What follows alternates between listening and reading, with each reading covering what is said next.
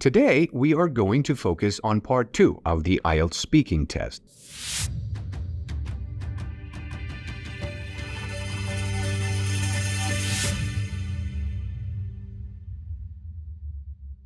More often than not, students find it quite challenging to do this part, not so much because of their English level, which of course is an issue all on its own, but mainly because it is difficult to keep talking for 2 minutes straight without losing focus, even in their first language.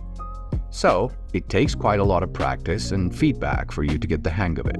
Make sure you practice enough and get feedback from a teacher before attempting the actual test. In terms of topic, there are a number of categories in part 2 of the speaking test. You may be asked to talk about a person, for example, describing a teacher that you remember from your childhood, a colleague that you work with. Also, you may be asked to talk about an object, like a device, a gadget that you use on a daily basis, or something you received as a gift. You may also be asked to talk about your favorite book, or song, or your favorite film, in general, your favorite something. You may also be asked to talk about a place, like a restaurant that you went to, or a hotel that you stayed at during a holiday. You may also be asked to talk about a situation, like a situation where you had to wait for someone or something to arrive, or a time when you were happy. Of course, this is not an exhaustive list, but it covers pretty much every topic that you may be asked to talk about in part 2 of the IELTS. In part 2, you'll be given a card with a topic on it referred to as the cue card, which looks like this. The topic appears at the top of the card. This is what you have to talk about. Down below, you will see 4 questions that can help you generate ideas. Remember, you don't have to answer all these questions. They're just there to help you organize your thoughts. You are then given 1 minute preparation time and a pencil and a piece of paper where you can put down notes if you wish. After the 1 minute is over, the examiner will ask you to start speaking.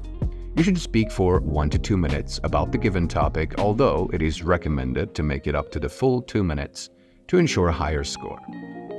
Today, our candidate is going to talk about a book he has read recently. One of the most influential books I've read recently was a book called 12 Rules for Life. It is by a Canadian author, Jordan Peterson, who is also a professor of psychology, and he has given numerous talks on this subject. I came to know of this book while I was surfing YouTube for something interesting to watch, which is what I usually do when I need to take my mind off my routine.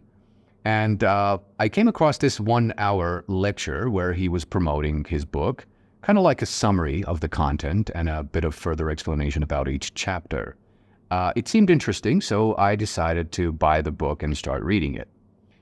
The book is essentially centered on self-work and self-growth, and is supposed to help you be a better version of yourself in terms of taking responsibility in every aspect of your life. So basically, it's a self-help book, but not just any other self-help book. The language is way too complicated for one thing. And throughout the entire book, the author draws this interesting comparison between lobsters and human beings and how they structure their societies in pretty much the same way. It's a real page-turner, and I got engrossed in it from the get-go. It is broken down into 12 chapters, each presenting one of the 12 rules the author has in mind. And what I love most about the organization is how each chapter starts with a little story that gives you the big picture of that specific chapter. So you'll know what you'll be reading throughout. The interesting thing is that the chapters are not interdependent, so you don't have to read the book chronologically. You can start from chapter 5 and then go to chapter 2 and still be able to make sense of the content. The only problem is that the book is quite long, almost 400 pages. Now, I don't remember ever finishing a book that is longer than 200 pages, but then again, because of the organization I said earlier, you can think of it as 12 separate books on the same theme. So I have that going for me. I'm pretty excited because his second book is out. بعد از اتمام زمان 2 دقیقه‌ای شما در پارت دوم امتحان، ممتحن شما رو متوقف میکنه و یک سوال جمع‌بندی در مورد همون موضوع از شما میپرسه و یا مستقیما وارد پارت سوم امتحان میشه که در ویدیوهای بعدی مفصل به اون خواهیم پرداخت. ممتحنین برای ارزیابی مهارت گفتار شما از جدولی شبیه این استفاده می‌کنند. یکی از مواردی که باعث میشه که ما بتونیم نمره 7 و بالاتر رو در پروفایل لکسیکال ریسورس کسب بکنیم، استفاده کردن از ایدیوماتیک لنگویج یا همون زبان استعاری و اصطلاحی است. ایدیوماتیک لنگویج به بیان ساده واژگان و عباراتی هستند که در معنای غیر واقعی و انتزاعی خودشون استفاده میشن. به عنوان مثال در زبان فارسی من میتونم بگم انگلیسی صحبت کردن برای من مثل آب خوردنه.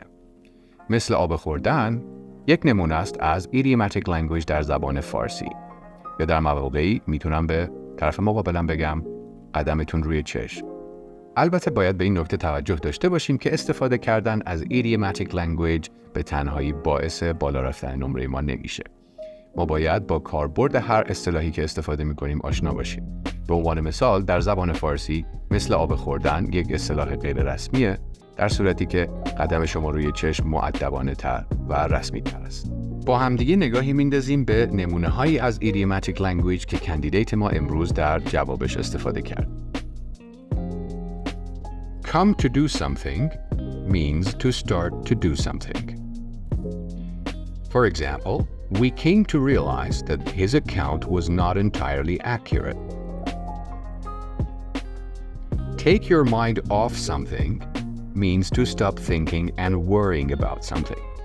For example, going back to work helped to take my mind off my grandfather's death. Come across somebody or something means to see or discover something or somebody by chance. For example, I came across an old photo album while I was cleaning out my drawers. I came across Johnny at the supermarket today. From the get-go means from the very beginning.